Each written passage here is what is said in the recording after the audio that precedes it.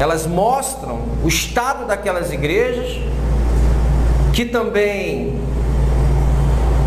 mostra o estado que as igrejas estão hoje. Esteve em todas as eras. Não fica achando que a igreja chegou num estado pior que está hoje. Não. Teve estados piores. Então houve momentos muito tristes na história da igreja. E vai sempre existir. Por isso que essas cartas estão aqui para a verdadeira igreja. A igreja militante, que está militando, a verdadeira igreja que está aqui, ela possa olhar e dizer, acertar a sua ótica, o seu foco, à luz dessas igrejas. Por isso que a igreja reformada está sempre se reformando, olhando, analisando, vendo onde tem que voltar, aonde tem que refazer, aonde tem que se arrepender, o que tem que largar, o que abraçou que estava errado tem que soltar. É assim a dinâmica da existência da igreja. Apenas que muitos não fazem isso, né? E começa lá, a visão do trono de Deus. Depois dessas coisas, olhei, e eis não somente uma porta aberta no céu, como também a primeira voz que ouvi, como de trombeta, ao falar comigo, dizendo: sobe para aqui e te mostrarei o que deve acontecer depois dessas coisas. Em vários momentos da história, Deus abre uma porta para que aquele que Ele está chamando tenha visão das coisas espirituais. Uma coisa que a gente precisa observar é que isso é uma visão. Porque tem muita gente que lê, está pensando que o João foi para lá em corpo. Carne e sangue não pode entrar lá ainda. Ok? Ele está tendo uma visão. Se você abrir Ezequiel 1:1, ele vai ter a mesma visão. Ezequiel 1:1, ele vai falar justamente da mesma coisa. Olha, Ezequiel 1:1. Aconteceu no 30º ano, no 5º dia do 4º mês, que estando eu no meio dos exilados, junto ao rio Quebar, se abriram os céus, e eu tive visões de Deus, a ponto de Deus o levar em espírito a Jerusalém. Ok? Então ele está tendo uma visão.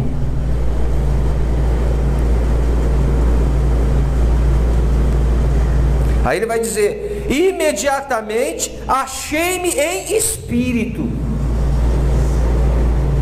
Achei-me em espírito, e eis armado no céu um trono, e no trono alguém sentado. Queria que a Claudinha colocasse o trono aí, para a gente dar uma olhada. Pode ampliar ele, Claudinha? E eu vou falando desse trono, e você vai ter a visão justamente dele. E alguém assentado. E esse que se acha assentado é semelhante no aspecto à pedra de jaspe e a sardônio, e ao redor do trono há um arco-íris, semelhante no aspecto à esmeralda. Então a primeira coisa que a gente observa aqui é que João tem a visão de um grande trono. E nesse trono ele não vê uma imagem, ele não vê ninguém sentado, ele vê algo semelhante ao jaspe. O jaspe, ele é claro, ele é branco, a pedra é branca, brilhosa, né? E de sardônio, sardônio é vermelho, sardônio é vermelho. E ao redor do trono há um arco-íris semelhante no aspecto à esmeralda. Então vamos voltar lá em Ezequiel 1:5, quando, para você entender Apocalipse, você tem que entender, você tem que ler Ezequiel, Daniel, ok? Zacarias, Êxodo. Você só vai conseguir entender esse livro quando você lê esses outros livros, à luz desses outros livros. E o arco-íris nos remete a quê? A aliança de Deus. A aliança que Deus fez com o homem aonde? Lá, quando com Noé. Amém? Então isso tudo está envolvendo o trono. E eu vou descrever esse trono para vocês. Você não vê uma imagem ali para pendurar na parede, né? Você vê a glória de Deus, luz inacessível. É uma luz que ninguém pode ter acesso. É a luz inacessível. Ao redor do trono há também 24 tronos, e assentados neles 24 anciões, vestidos de branco, e cuja cabeça estão coroas de ouro. Há uma guerra entre os pensadores, entre os estudiosos, do que sejam esses 24 anciões. Uns dizem que são anjos, ok? Outros dizem que são conselheiros.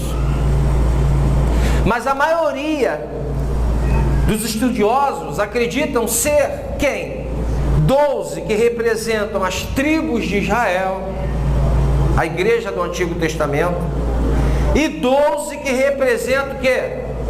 A igreja, os apóstolos. E eles têm uma coroa. O que simboliza essa coroa? Se for fiel até o fim, dar-te-ei a coroa de glória. Então, quando nós observamos esses 24 anciões, olha eles lá, ó, anciãos ao redor do trono de Deus, com coroas na cabeça, e demais, do trono saem relâmpagos, vozes e trovões, e diante do trono ardem 7 tochas de fogo, que são os 7 Espíritos de Deus.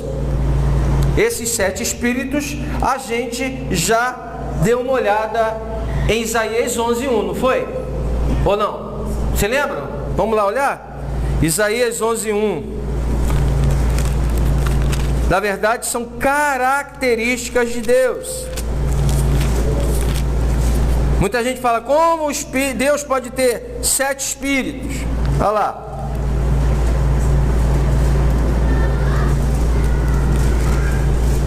Do tronco de Jessé sairá um rebento, que é Jesus, e das suas raízes um renovo. Repousará sobre ele o Espírito do Senhor, 1. O Espírito de sabedoria, 2. De entendimento, 3. O Espírito de conselho, 4. De fortaleza, 5. O Espírito de conhecimento, 6. E de temor do Senhor, 7. São características, manifestações. Então ele diz, do trono saem relâmpagos, vozes e trovões, e diante do trono ardem 7 tochas de fogo, que são os 7 Espíritos de Deus.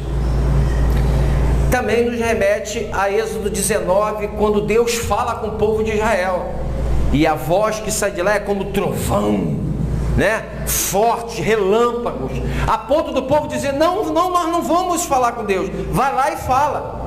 Por quê? O povo estava achando que qualquer um podia falar com Deus. Nós também somos servos de Miriam, caiu nesse erro, Arão caiu nesse erro, né? E o povo cai nesse erro. Não, qualquer um pode falar com Deus. O negócio que a gente é Moisés, todo. Aí o que Deus fala? Não, bota lá, bota. E eles não conseguem ouvir a voz de Deus. Só Moisés pode chegar perante Deus e ouvir a Deus. Então aqui tem trono, do trono saem relâmpagos, vozes, trovões, e diante do trono ardem 7 tochas de fogo, que são os 7 Espíritos de Deus. Quando a gente estava vendo sobre as cartas à igreja, ele chama a igreja de quê? Candeeiro, né? Não é isso? O que candeeiro faz? Ele não coloca aqui as lâmpadas? Ele está dizendo que eu e você somos luz. A igreja é luz. A igreja tem que ser luz lá fora, para iluminar. Mas naquela época não existia eletricidade. A lâmpada, a vela, sei lá o que a gente pode chamar, a candeia, era iluminada como? Com óleo de azeite. E na Bíblia, quem é representado como azeite? O Espírito Santo. A Bíblia é cheia de símbolos. O Novo Testamento, ele tem o Apocalipse, ele tem literatura escatológica, literatura a nível de fantasia e literatura profética. Por isso que para entender esse livro a gente precisa ter essas literaturas na imaginação, na ideia da cabeça, para a gente entender o que está falando. Então, o azeite é que mantém a luz acesa. E está dizendo o seguinte, que se eu não buscar o Espírito Santo para receber unção, poder, capacitação, a minha lâmpada apaga. E esses 7 espíritos são tochas, representando os 7 espíritos de Deus. Há diante do trono como que mar de vidro, semelhante a cristal, e também no meio do trono e à volta do trono, 4 seres viventes, cheios de olhos por diante e por detrás.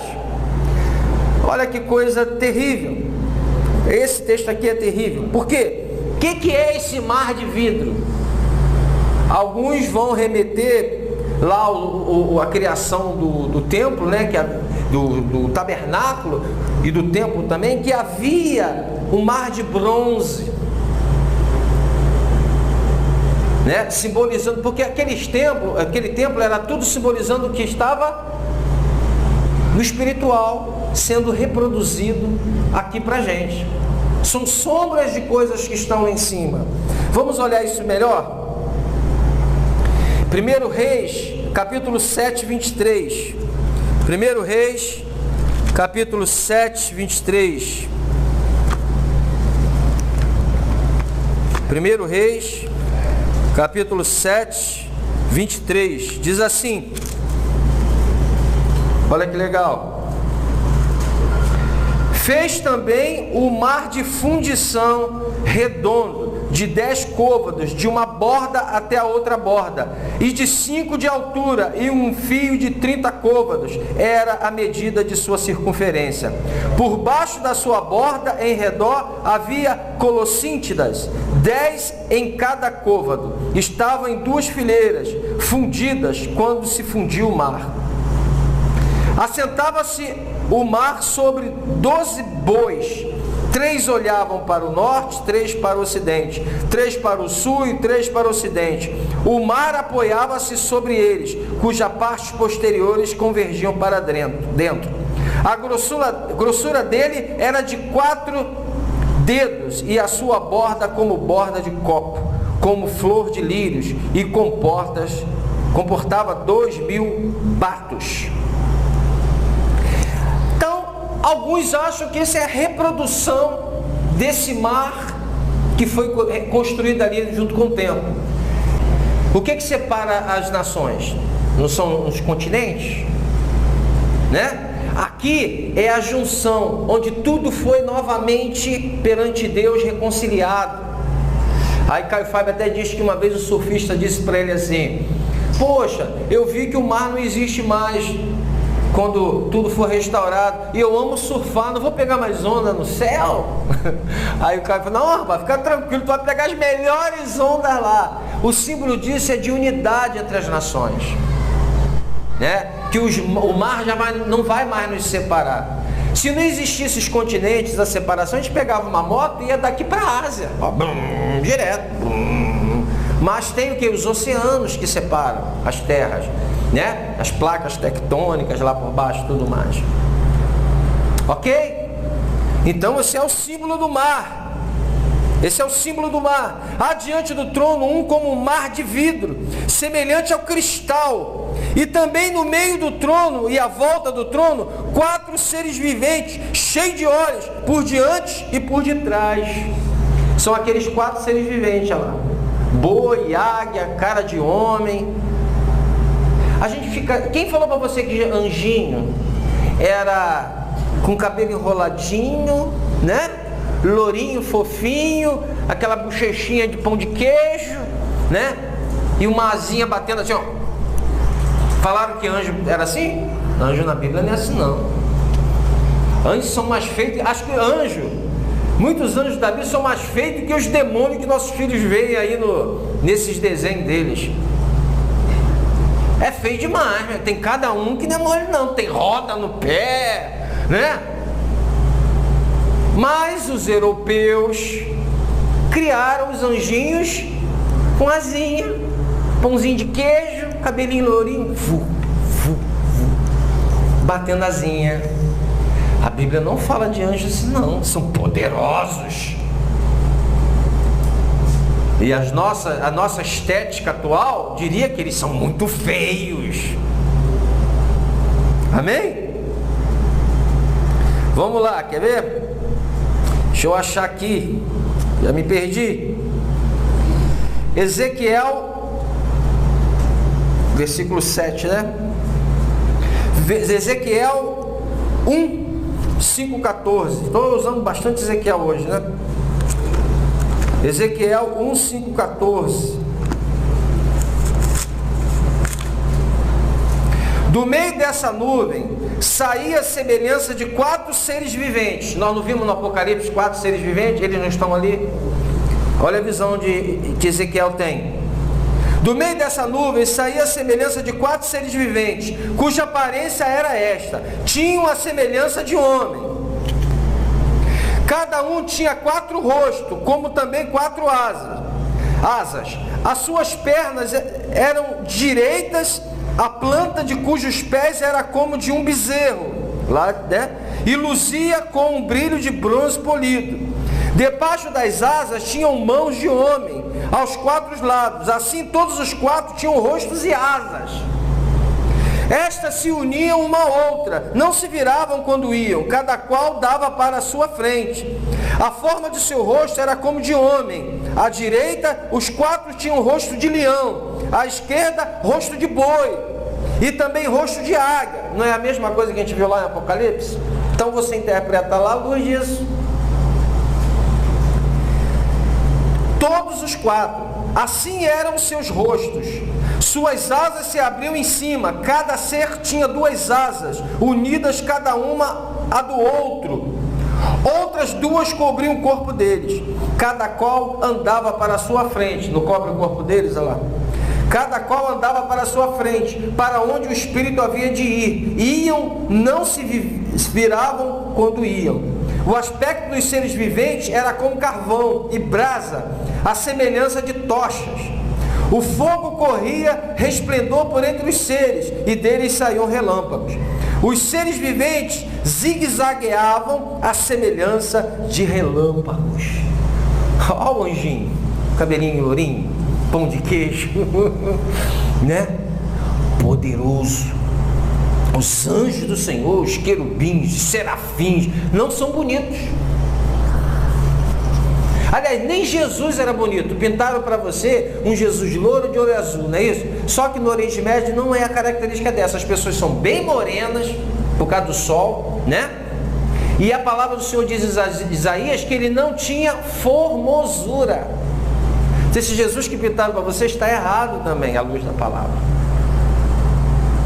Então o que nós vemos aqui é que esses anjos são os anjos escolhidos, anjos que não caíram com quem? Com Satanás. Nós vimos aqui ontem o jardim do inimigo, o cara até conta isso no final, como foi a queda. Veja o filme, o vídeo, quem puder ver, quem não viu, a gente chora e tudo no final, muito, muito legal mesmo. Então assim, e ele vai narrar justamente isso. Eu quis ser igual a ele. Ele era adorado, ele era idolatrado, ele recebia louvores. Eu quis ser igual a ele.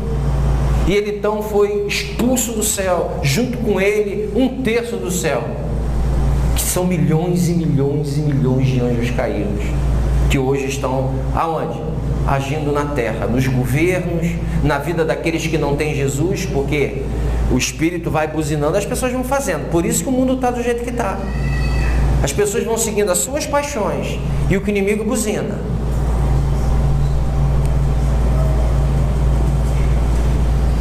E o mundo que está em trevas tem um dia e hora marcado para ser totalmente aniquilado. E os do Senhor transformados e viver para a eternidade com Ele. Essa é a palavra do Senhor.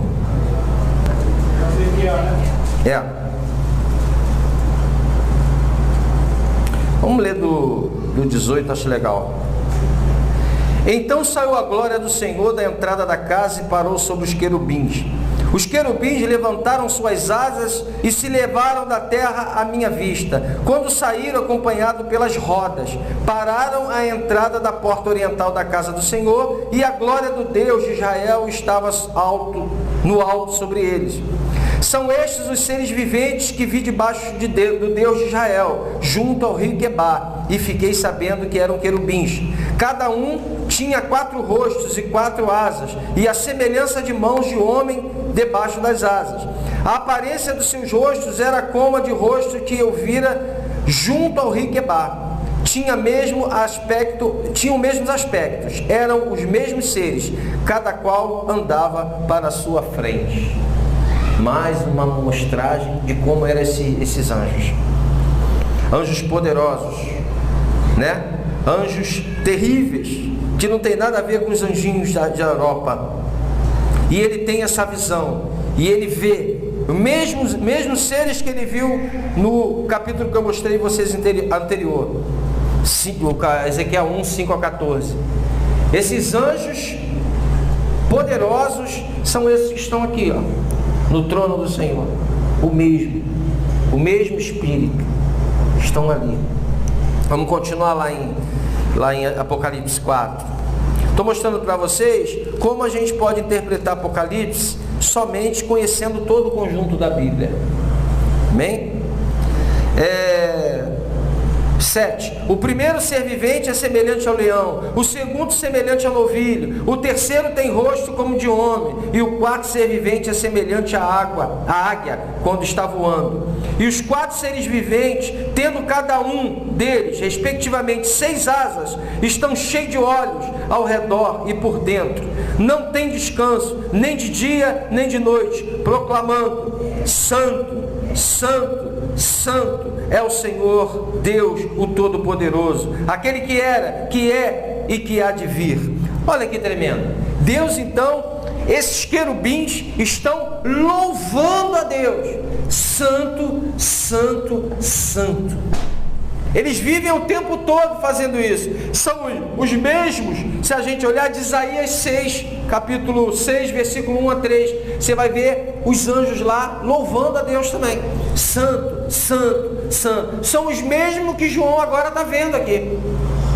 Porque eles vivem fazendo isso desde toda a eternidade. Santo, Santo, Santo. Agora me responde uma coisa: Deus precisa do teu louvor? Ele tem os anjos mais afinados que alguém pode ter. Não desafinam, não precisam de ensaio, tocam que é uma maravilha. E ele precisa do teu louvor? Deus não precisa nada. A gente viu isso na escola bíblica hoje. Deus não precisa nada de você. Deus não precisa do teu louvor. Deus não precisa do teu sacrifício. Deus não precisa de nada teu. Somos nós que precisamos dele. Nós fomos criados para louvor e glória dele, para gozá-lo, para viver para a sua glória. Então isso muda, porque eu aprendi que Deus é meu Papai Noel, que Jesus vive para me servir, que Jesus tem que fazer, senão eu rasgo a Bíblia. Não é isso? Que se Deus não falar comigo hoje, eu nunca mais vou para a igreja. De que se Deus não fizer algo novo na minha vida, eu mudo, eu largo tudo. Ele tem que mudar a minha história. Quem és tu, pó? Quem és tu, barro, para discutir com Deus? Deus não tem necessidade nenhuma da gente, somos nós que temos dele. Ah, mas Deus, ele quer relacionamento com a gente, porque na virada lá do Éden, ele foi à tarde, e ele quer ter essa intimidade, porque ele é muito carente. Deus não é carente. Quem são carentes somos nós. Deus na sua trindade, Pai, Filho e Espírito Santo se completam. Ele não precisa de ninguém. Ele é autoexistente. Ele é Deus, ele é soberano, ele não tem essa carência que eu tenho. Ele não ama com esse amor que eu quero amar. Ele quer nos ensinar a amar com o amor dele. Quem és tu, Caco, para discutir com Deus? Deus não precisa de nada. É Ele que dá vida, respiração e ar para você. Tu só está vivo porque Ele não apertou aquela artéria do teu cérebro. Se Ele apertar, acabou para tu. Quem és tu? Vermezinho de Jacó. 2 milhões de espécimes, mais ou menos, na natureza. E Deus escolheu morrer na cruz por você. Porque Ele te ama, não com esse sentimentalismo que a gente está, mas Deus te ama com amor eterno. Você é a coroa da criação dele. Ele deu a sua vida por mim, por você, para provar que nos ama. Mas isso não quer dizer que agora Deus fez isso porque Ele precisa do relacionamento com o ser humano.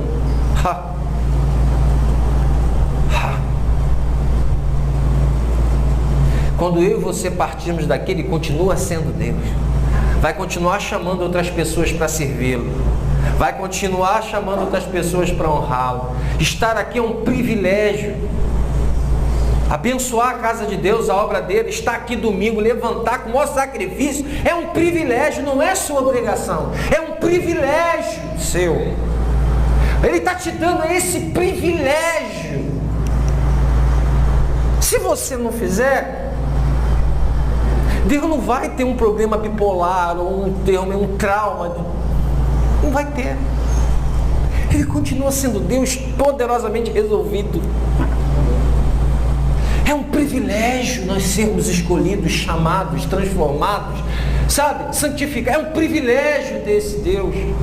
É um privilégio nosso, porque muitos estão aí se arrebentando na vida, sem a esperança da vida eterna. Estão morrendo e indo para onde? Para a eternidade longe de Deus. Estarmos aqui é um privilégio. Você não está fazendo sacrifício de nada. Eu não estou fazendo sacrifício de nada. Se eu ainda fizesse algum sacrifício terrível, Deus no dia ia me chamar e falar assim: muito bom, servo, fizeste mais do que a tua obrigação. Não fez nada mais do que a sua obrigação.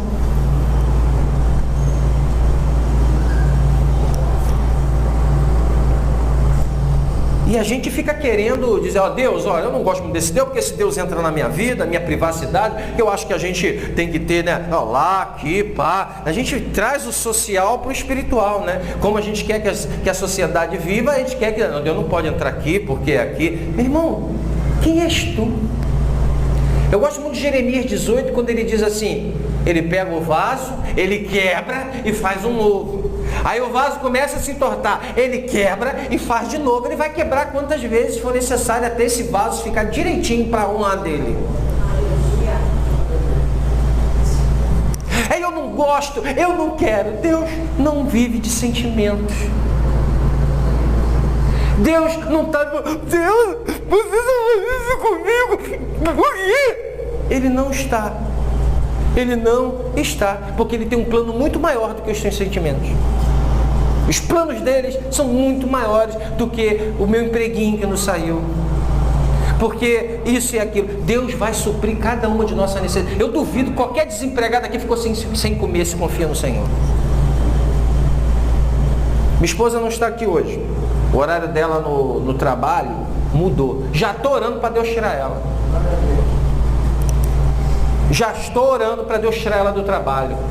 Porque ela não vai deixar de adorar a Deus, ficar trabalhando igual uma louca, chega em casa, não tem tempo nem para as crianças, porque está cansada, morta, só faz o almoço no dia seguinte e dorme. Que vida é essa? Aí você louvou para a glória de Deus? Já estou orando para Deus passar régua e fechar a conta. Porque prioridade é Deus, Ele vai suprir cada uma de minhas necessidades. Amém.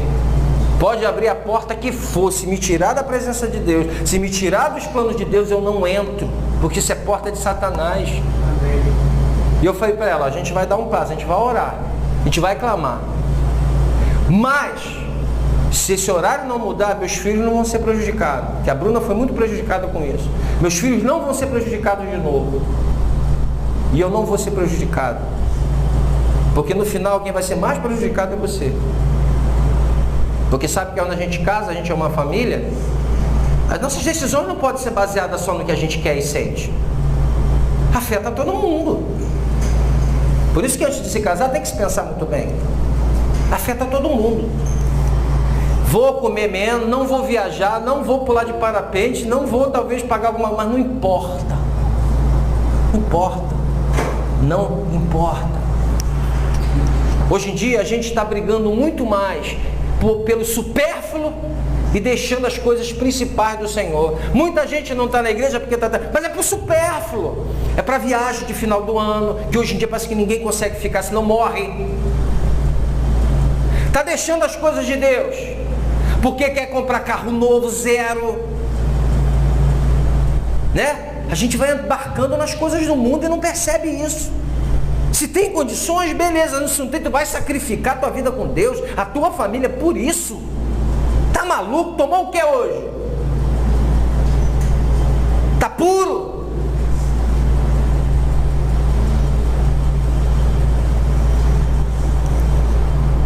Eu começo a ler a história da igreja, como os homens serviram a Deus, aprender a servir a Deus, gente sacrificando para ter isso, para ter aquilo, amém, é bom, eu quero, mas não sacrifique o que é primordial, não troque os valores. Que adianta ganhar o mundo inteiro e perder sua família?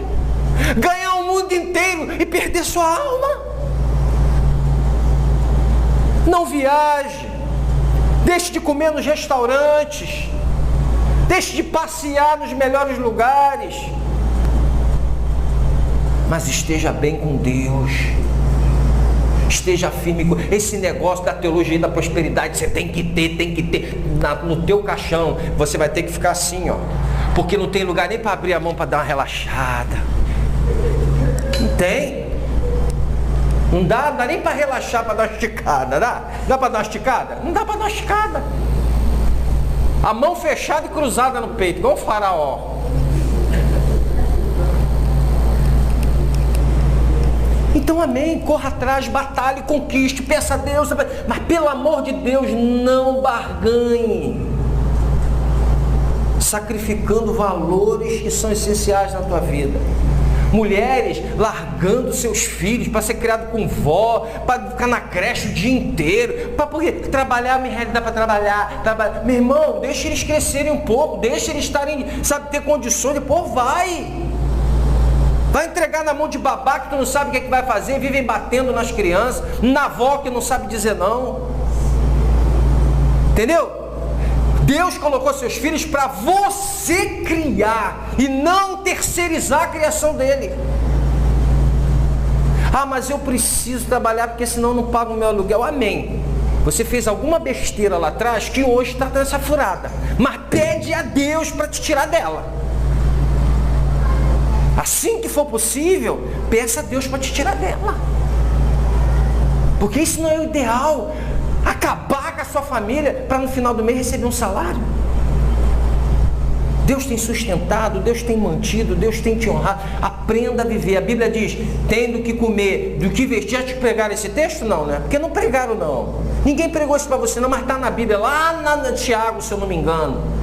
Tendo o que comer e que se vestir, o que ele fala? Dá glória a Deus. Tenha contentamento. Mas a gente quer isso? A gente quer andar nos preceitos bíblicos?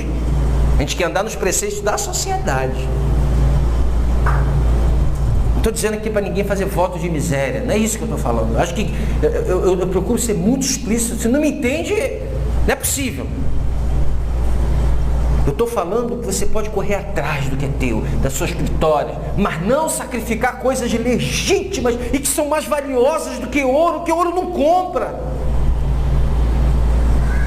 Que adianta ganhar o mundo inteiro, ver uma família destruída, a gente já fazendo tudo que é possível, já corre risco. Imagine tratando como saco de batata.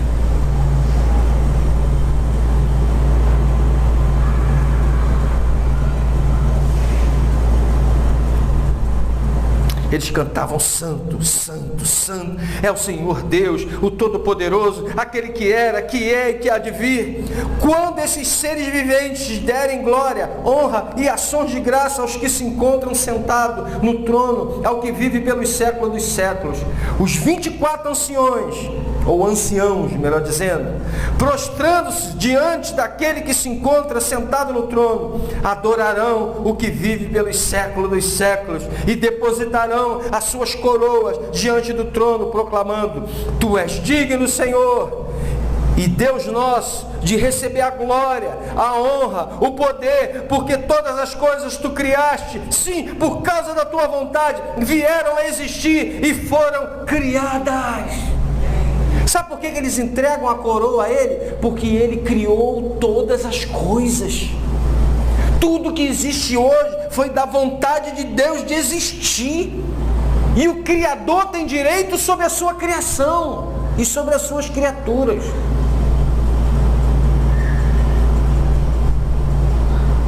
Por isso que nós viemos aqui todo domingo e nos ajoelhamos e oramos a Deus e dizemos que Ele é grande, que glorificamos o nome dEle e bendizemos, e Satanás fica com ódio de você, porque ele quer e continua querendo essa adoração para Ele.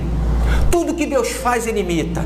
Lá no Antigo Testamento tinha os holocaustos, os sacrifícios, animais mortos. Ele continua fazendo hoje nas religiões a mesma coisa. Porque quando você sacrifica, você oferece seus holocaustos, suas oferendas, você não consegue perceber que alguém já veio e pagou o preço por todos os seus pecados e te convida a servi-lo. Você fica preso às feitiçarias e não entende que alguém já veio a esse mundo. De todas as religiões que você pode conhecer, nenhuma sempre é o ofertante que oferece a oferta, não é? É sempre alguém que tem que levar ou ebó, não é isso? Ou tem que levar, pagar alguma promessa, não é isso? É sempre ofertando. Deus não. Para pensar. Deus está irado com a humanidade, porque a humanidade pecou. Estamos debaixo da ira de Deus quando a gente nasce. Ele vem, envia o próprio filho dele, que é da mesma essência que ele, e oferece essa oferta a ele mesmo. Está dando para você entender? Porque muita gente acha que Jesus veio para ser sacrificado, para morrer, para pagar a oferta para o diabo. Não! Essa oferta foi entregue ao próprio Deus.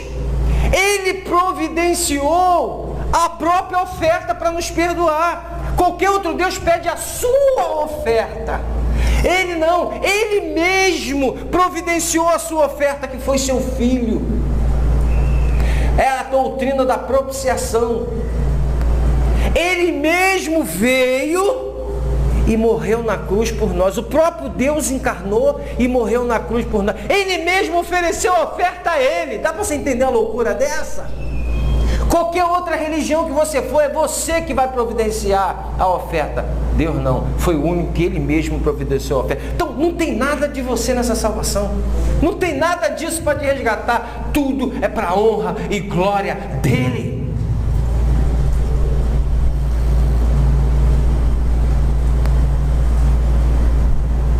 Sim, por causa da tua vontade, vieram a existir e foram criadas.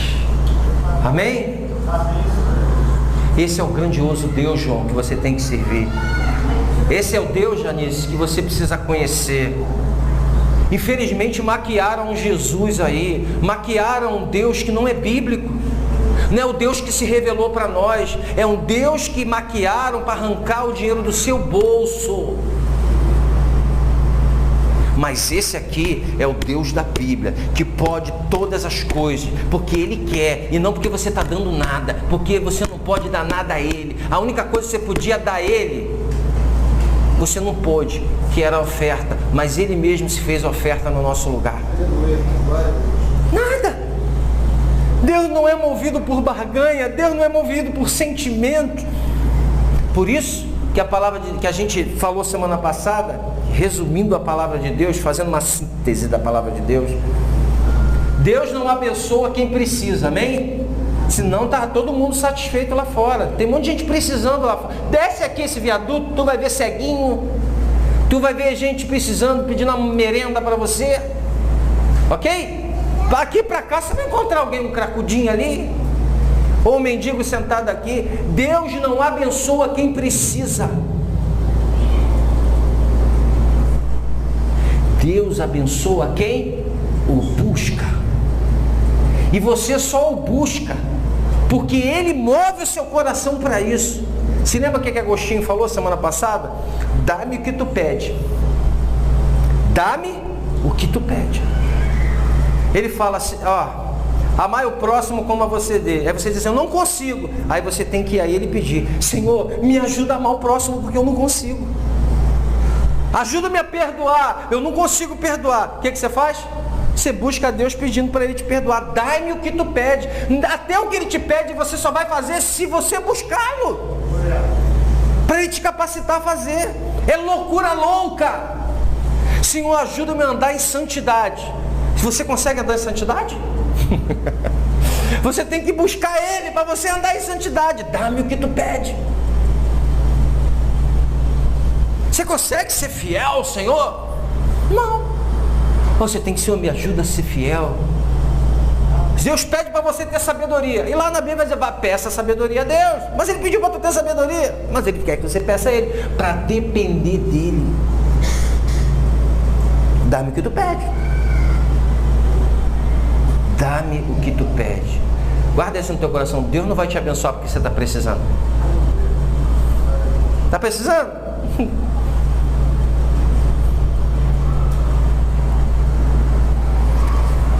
Buscar-me-eis e me achareis quando me buscardes de todo o seu coração. Clama a mim no dia da tua angústia, eu te livrarei e tu me glorificarás. Se o meu povo, que se chama pelo meu nome, se humilhar, orar e se converter dos seus maus caminhos, então virei, sararei a sua terra. Eis que estou à porta e bato. É para crente. Eis que estou à porta e bato. Se você abrir, entrarei e cearei contigo e você comigo. Deus não abençoa quem precisa. Deus abençoa quem o busca. Tudo que Deus fez na sua vida que você glorifica Ele foi porque você começou a buscá-lo.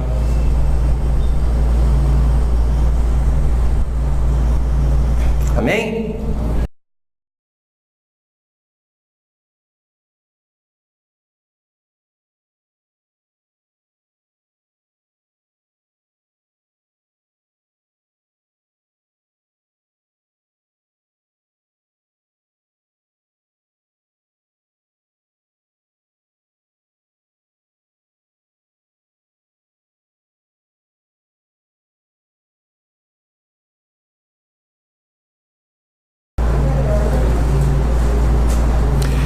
É 10, 20 e 22. 10, 20 a 22.